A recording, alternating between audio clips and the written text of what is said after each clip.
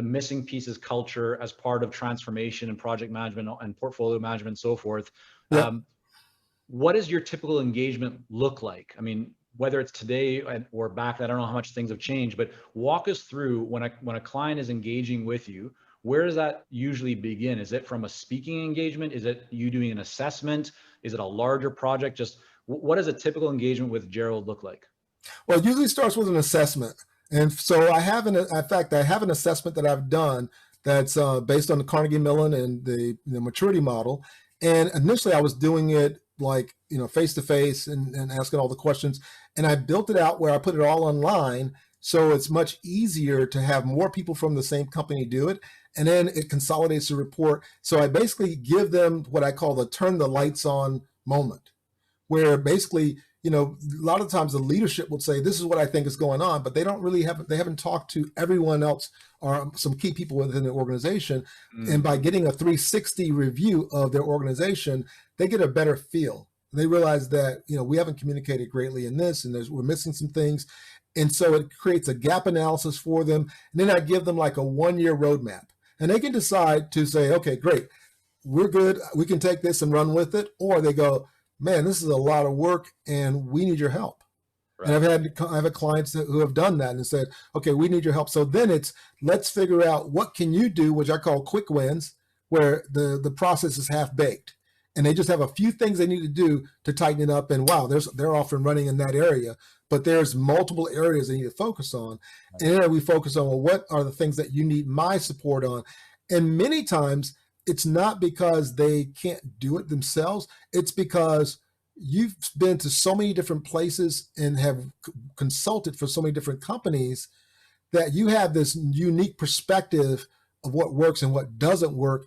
And your wisdom is going to save us tons of time and energy in trying to, instead of just us trying to do it ourselves, but by engaging you to help us and guide us through this process and shepherd us and mentor us, that you're going to help us navigate this. And so it's usually from an assessment to then some consulting work. It could be a training.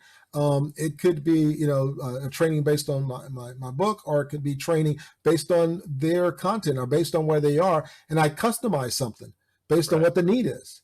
And so, really so for those who aren't maybe as familiar with the concept of an assessment, or maybe they're just looking to refine, kind of optimize what they're doing today, your assessment is typically a smaller initial fee compared to the larger consulting or training piece that would come after it. Is that correct? Exactly. Yeah. It basically gets how do you think about pricing of that assessment? Is it depending on the size of the organization? Are there different inputs or criteria that influence the price, or is it always one set price regardless? No, it's just for that one. It's just one flat fee for the assessment, and it's enough that for a corporation they can swipe a credit card.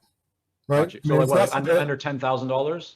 It's a little more than that, but it's less than 20. Put it that way. Gotcha. Okay, so between 10, 20K. So it's, as you're saying, for any established organization, that's, they spend maybe more than that on coffee each month or something. It's not a big deal, right? Exactly. But enough to start the relationship off, for you to get your foot in the door, demonstrate value, and that opens you up to a larger engagement. And so just so people can have an understanding of maybe the scope or the differences between the assessment, which in your case is between 10 to 20K, for a larger consulting engagement, where does pricing typically go from there? Are you talking about, tens of thousands, hundreds of thousands? What kind of range do you typically work with clients? And again, it depends on what the client is working on, but usually it falls within, the like 200,000 to 300,000. And based on what their challenges are and based on what their needs are. And if I have to bring in additional team members, it could go up to 7 figures. But again, it's bringing in some additional consultants, part of my team and group, and it really helps them to move to that next level. And so it basically depends on what they're trying to accomplish and where they are. And I've been able to expand my company with some partnerships that I have, which has given me now like big data access and some other technologies and some other skill sets that I couldn't bring by myself, that allows me to kind of bring a team together. You just